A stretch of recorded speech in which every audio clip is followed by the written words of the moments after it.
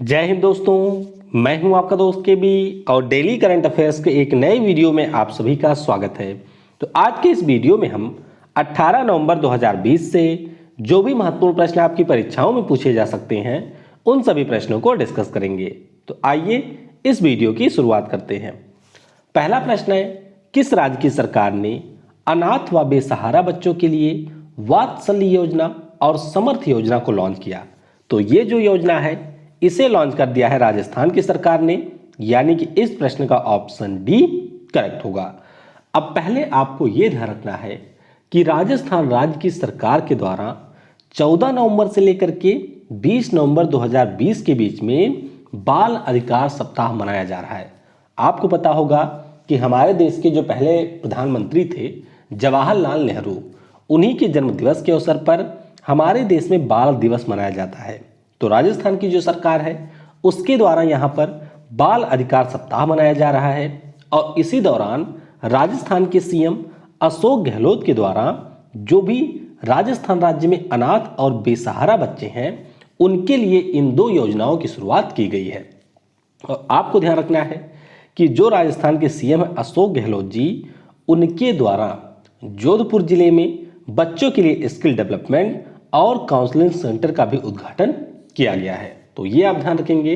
इस बार का जो बजट आया था राजस्थान में, यानी कि वर्ष 2020-21 के लिए, उसमें राजस्थान की सरकार ने एक विशेष फंड का गठन किया था और इस फंड का नाम था नेहरू चाइल्ड प्रोटेक्शन फंड और इसी के अंतर्गत वात्सल्य योजना और समर्थ योजना को सरकार के द्वारा लॉन्च किया गया है। राजस्थान की बात करते हैं तो राजधानी जयपुर में है, राज्यपाल है कलराज मिश्रा, मुख्यमंत्री हैं अशोक गहलोत, यहाँ का उच्च न्यायालय आपको जोधपुर में मिलेगा और मुख्य न्यायाधीश यहाँ के हैं इंद्रजीत मोहंती। इस वीडियो की जो पीडीएफ है वह आपको टेलीग्राम के ऊपर मिल जाएगी। तो टेलीग्राम पर आपको सर्च करना है केवी गुरुजी, जहां से आप इसके पीडीएफ को डाउनलोड कर सकते हैं। और वीडियो अगर आपको पसंद आता है तो इसे लाइक करने के साथ अपने सभी दोस्तों के साथ में शेयर जरूर करिएगा। तो आइए बढ़ते हैं अगले प्रश्न की तरफ। एशिया की पहली सौर ऊर्जा से संचालित होने वाली कपड़े की मिल को किस राज्य में स्थापित किया जाएगा? तो याद रखिएगा आप लोग, जो सौर ऊर्जा से चलने वाली पूरे एशिया की पहली कपड़े की मिल होगी, इसकी स्थापना की जाएगी महाराष्ट्र राज्य में, यानी कि इस प्रश्न का ऑप्शन ए करेक्ट होगा। अब महाराष्ट्र राज्य में आपको एक जिला मिलेगा जिसका नाम है परभानी जिला। तो इसी परभानी जिले में Jai Bhavani women's cooperative textile mill की स्थापना की जाएगी और यह जो आपकी मिल होगी यह पूरी तरीके से सौर ऊर्जा से संचालित होगी। मिल की खास बात यह होगी कि इसका निर्माण 100 करोड़ रुपए में किया जाएगा। कितनी भूमि पर? 30 एकड़ की भूमि पर। तो ये आपको ध्यान रखना है और इस मिल में मुख्य रूप से महिलाओं की नियुक्ति की जाएगी। तो ये आपको ध्यान रखना है। वैसे अगर हम लोग अपने देश में कपड़ों की सबसे ज्यादा मिलों की बात करते हैं तो आपको ये याद रखना है कि गुजरात राज्य में कपड़ों की सर्वाधिक मिलें हैं। महाराष्ट्र राज्य से कल ही हम लोगों ने डिस्कस किया था कि जो यहाँ पर लोनार झील है उसको अब एक रामसर स्थल का दर्जा दे दिया गया है। महाराष्ट्र की जो राजधानी है वह आपको मिल जाएगी मुंबई में। समर के लिए, विंटर के लिए राजधानी हो जाती है नागपुर में। राज्यपाल हैं भगत सिंह कोश्यारी, मुख्यमंत्री यहाँ के हैं उद्धव ठाकरे। उच्च न्यायालय आपको मिल जाएगा मुंबई में और यहाँ के मुख्य न्यायाधीश हैं दीपांकर दत्ता। अगला प्रश्न है, तटीय सुरक्षा पुलिस द्वारा किस राज्य में मछुआरों के लिए कदालू ऐप को लॉन्च किया गया? तो ये जो कदालू ऐप है इसे लॉन्च किया गया है कर्नाटक राज्य में, यानी कि इस प्रश्न का ऑप्शन बी करेक्ट होगा। तो आपको ये ध्यान रखना है कि कर्नाटक राज्य में अभी फिशिंग अवेयरनेस प्रोग्राम का आयोजन किया गया और इसी के दौरान यहाँ के जो मंत्री हैं उनके द्वारा कदालू ऐप को लॉन्च किया गया है। अब ये जो कदालू ऐप है उसे कर्नाटक सरकार के मत्स्य विभाग के कोस्टल सिक्योरिटी पुलिस के द्वारा डेवलप किया गया है। और ऐप की खास बात क्या है? ऐप की खास बात यह है कि जो भी हमारे फिशरमैन होते हैं जब वह लोग तट के पास से समुद्र में जाएंगे या फिर समुद्र से लौट करके वापस आएंगे मछलियों को पकड़ करके, तो उन सभी के बारे में जो भी इनके पास में सूचनाएं होगी उन सूचनाओं को ये लोग इस ऐप के ऊपर रजिस्टर करेंगे और इससे इन सभी की जो मॉनिटरिंग है वह राज्य के कोस्टल सिक्योरिटी पुलिस के द्वारा की जा सकेगी। तो याद रखिएगा, करालू ऐप लॉन्च किया है कर्नाटक की सरकार ने। कर्नाटक की राजधानी आपको बेंगलुरु में मिल जाएगी। राज्यपाल है वाजूभाई वाला और मुख्यमंत्री यहाँ के हैं BS येदियुरप्पा। उच्च न्यायालय आपको मिलेगा बेंगलुरु में, जिसके मुख्य न्यायाधीश अभय श्रीनिवास ओका। अगला प्रश्न है, नवंबर 2020 में क्रू 1 मिशन के अंतर्गत स्पेस एक्स ने कितने अंतरिक्ष यात्रियों को स्पेस में भेज दिया है? तो ये आप देख सकते हैं, कुल मिलाकर के 4 स्पेस एस्ट्रोनॉट थे जिनको यहां पर क्रू 1 मिशन के अंतर्गत स्पेस में भेज दिया है स्पेस एक्स ने। तो इस प्रश्न का ऑप्शन सी करेक्ट होगा। अब स्पेस एक्स के बारे में हम लोगों ने पहले भी कई बार डिस्कस किया हुआ है कि यह अमेरिका की एक निजी स्पेस एजेंसी है और इन्होंने क्या किया कि इनके पास में जो फाल्कन 9 नाम का सबसे शक्तिशाली रॉकेट है, इसके ऊपर इन्होंने एक कैप्सूल रखा। कैप्सूल का नाम रखा गया था रेजिलियंस। तो ध्यान रखिएगा, ये जो कैप्सूल था इसका नाम था रेजिलियंस और इसी कैप्सूल में बैठ करके ये जो आपके 4 साइंटिस्ट हैं, इन चारों साइंटिस्ट को या इन चारों एस्ट्रोनॉट को ISS यानी कि इंटरनेशनल स्पेस स्टेशन में भेजा गया स्पेस एक्स के द्वारा। तो आपको ध्यान रखना है कि ये चारों नासा के एस्ट्रोनॉट थे। नाम क्या है इनके? तो इनके नाम है माइक हॉपकिंस, सैनन वॉकर और विक्टर ग्लोवर। तो ये तीनों अमेरिका से थे। एक जापान के भी थे जिनका नाम है सोइची नोगुची। तो इनका नाम भी आपको ध्यान रखना है। और यह प्रश्न आपके लिए इसलिए महत्वपूर्ण हो जाता है क्योंकि पहली बार किसी निजी स्पेस एजेंसी के द्वारा इस प्रकार से एस्ट्रोनॉट को स्पेस में भेजा गया है। तो इसीलिए इस प्रश्न को आपको याद रखना है। अगला प्रश्न है, नवंबर 2020 में RBI ने लक्ष्मी विलास बैंक को कितने माह के मोराटोरियम पर रख दिया है? तो अगर आपको याद हो तो पिछले साल हम लोगों ने डिस्कस किया था PMC बैंक के बारे में, यानी कि Punjab and Maharashtra cooperative bank के बारे में। इस साल हम लोगों ने डिस्कस किया था S बैंक के बारे में। तो इनको भी RBI के द्वारा मोराटोरियम में रखा गया था। मोराटोरियम में रखे जाने का मतलब ये होता है कि RBI जो होती है वह उस बैंक के बोर्ड ऑफ डायरेक्टर को भंग कर देती है, यानी कि जो बैंक का बोर्ड होता है उसको भंग कर देती है और इस पार्टिकुलर बैंक के ऊपर पूरी तरीके से RBI का नियंत्रण हो जाता है। तो यहाँ पर RBI के द्वारा लक्ष्मी विलास बैंक को 1 माह के लिए मोराटोरियम में रखा गया है। तो इस प्रश्न का ऑप्शन डी करेक्ट होगा। अब कई सारे पॉइंट आपको यहाँ पर ध्यान रखने हैं कि 1 माह के लिए मोराटोरियम में रखा है RBI ने और इस 1 माह के दौरान जिन भी ग्राहकों के लक्ष्मी विलास बैंक में अकाउंट हैं वह सब 1 महीने में अधिकतम 25,000 रुपये ही निकाल सकते हैं। हालांकि अगर उनके यहाँ पर शादी है या फिर शिक्षा संबंधित कोई भी उनके पास में खर्चा है तो फिर RBI को सूचित करके वह यहाँ पर 25,000 से ज़्यादा रुपए को निकाल सकते हैं। और आपको ये याद रखना है कि लक्ष्मी विलास बैंक का जो बोर्ड था इसको RBI ने भंग कर दिया और केनरा बैंक के जो पूर्व कार्यकारी अध्यक्ष रहे थे TN मनोहरन साहब, उनको यहाँ पर नया एडमिनिस्ट्रेटर नियुक्त कर दिया गया है लक्ष्मी विलास बैंक का। और आपको ये ध्यान रखना है कि हमारे यहाँ पर जो DBS बैंक है उसके द्वारा अब लक्ष्मी विलास बैंक को खरीद लिया जाएगा, यानी कि इसका अधिग्रहण कर लिया जाएगा और इसके लिए RBI के द्वारा एक ड्राफ्ट को भी सार्वजनिक किया गया, यानी कि RBI ने एक ड्राफ्ट सार्वजनिक किया यानी कि पब्लिक डोमेन में लाया और इस ड्राफ्ट में बताया गया है कि जो DBS बैंक है उसके द्वारा लक्ष्मी विलास बैंक का अधिग्रहण कर लिया जाएगा। तो काफ़ी ज़्यादा महत्वपूर्ण प्रश्न है सभी प्रकार की परीक्षाओं के लिए, तो इसके बारे में आपको याद रखना है। बाकी लक्ष्मी विलास बैंक की बात करते हैं तो मुख्यालय इसका चेन्नई में है। MD और CEO थे S सुंदर। अगला प्रश्न है, नवंबर 2020 में किस बैंक ने साइबर फ्रॉड के बारे में जागरूकता के लिए मुंह बंद रखो अभियान को लॉन्च किया? तो इसे लॉन्च कर दिया है HDFC बैंक ने, यानी कि इस प्रश्न का ऑप्शन ए करेक्ट होगा। तो आपको ये ध्यान रखना है कि 15 नवंबर से लेकर के 21 नवंबर तक इंटरनेशनल फ्रॉड अवेयरनेस वीक मनाया जा रहा है, यानी कि अंतरराष्ट्रीय धोखाधड़ी जागरूकता दिवस मनाया जा रहा है। और इसी के दौरान HDFC बैंक के द्वारा जो भी यहाँ पर साइबर फ्रॉड होता है उसके बारे में लोगों को जागरूक करने के लिए मुंह बंद रखो अभियान को लॉन्च किया गया है। HDFC बैंक, इसका मुख्यालय आपको मुंबई में मिलेगा और नए MD और CEO इसके बने हैं शशिधर जगदीशन। अगला प्रश्न है, किस केंद्र शासित प्रदेश की सरकार ने डॉक्टर कलाइग्नर M करुणानिधि ब्रेकफास्ट योजना को लॉन्च किया?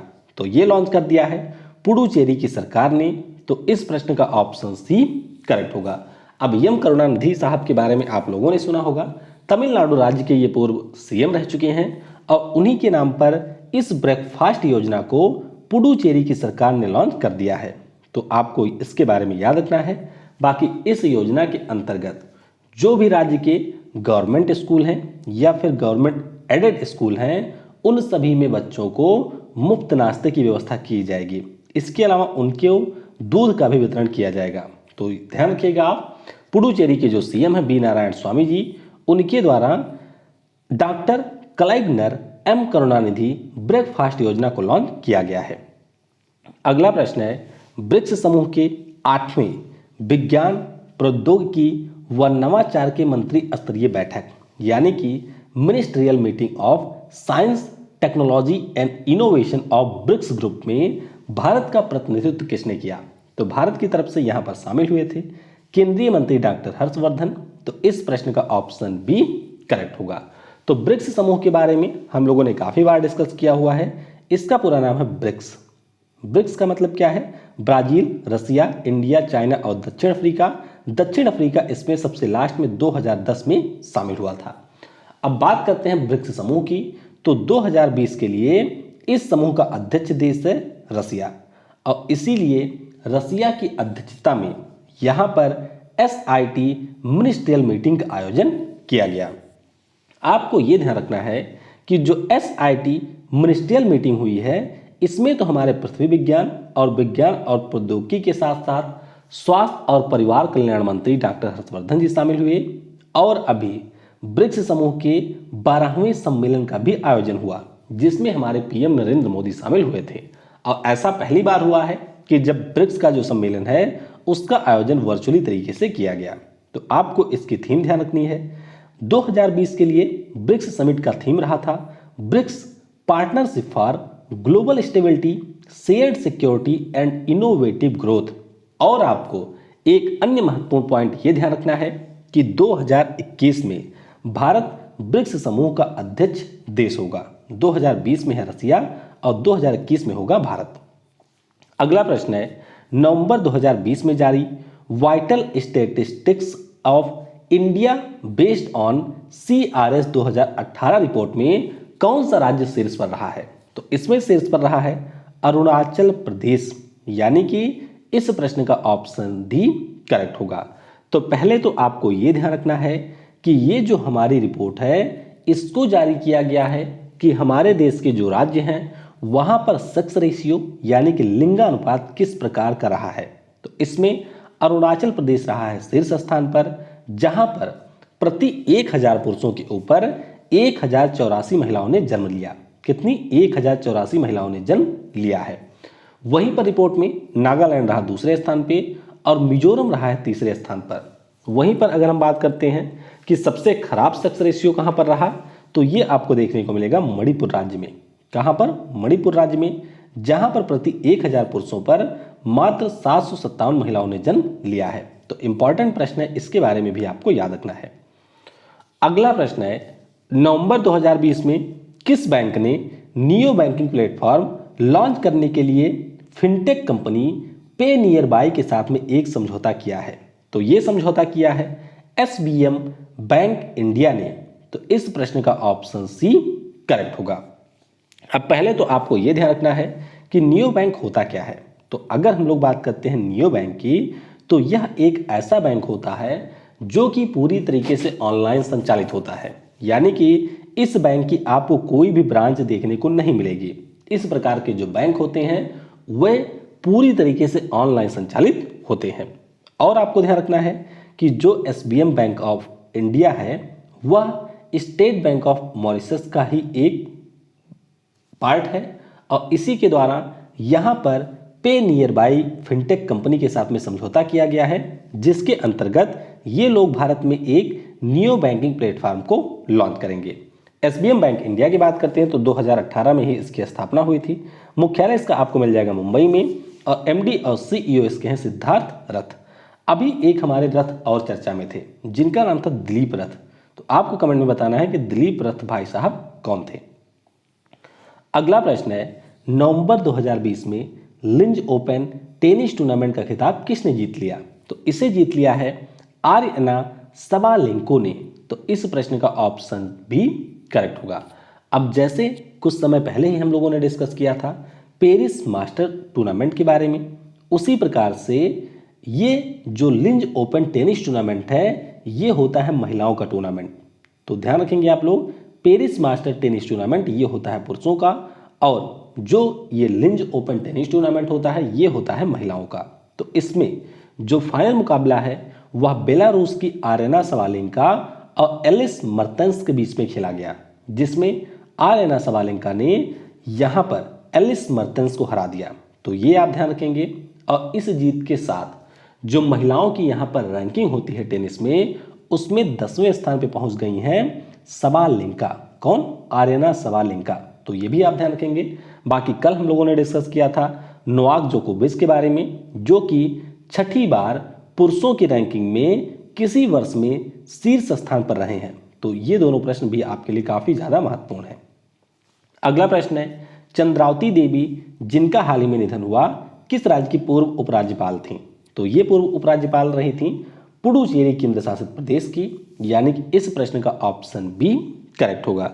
अब चंद्रावती देवी जी की अगर हम लोग बात करते हैं तो ये मुख्य रूप से थी हरियाणा राज्य की। कहाँ की थी? हरियाणा राज्य की थी। और इनके बारे में आपको ये ध्यान रखना है कि हरियाणा की जो विधानसभा है उसकी ये पहली महिला विधायक रही थी। इसके अलावा हरियाणा की जो पहली महिला सांसद हैं, पहली महिला सांसद थी, उसका भी रिकॉर्ड है इन्हीं के नाम पर। तो ये आपको ध्यान रखना है कि हरियाणा विधानसभा की पहली महिला सांसद और हरियाणा राज्य से पहली महिला विधायक और हरियाणा राज्य से पहली महिला सांसद रही हैं चंद्रावती देवी जी, और अभी इनका निधन हुआ है। बाकी 1977 से लेकर के 1979 तक जनता पार्टी के ये अध्यक्ष भी रही थी। तो इनका नाम काफी ज्यादा महत्वपूर्ण है, ध्यान रखिएगा, चंद्रावती देवी जिनका अभी निधन हो गया है।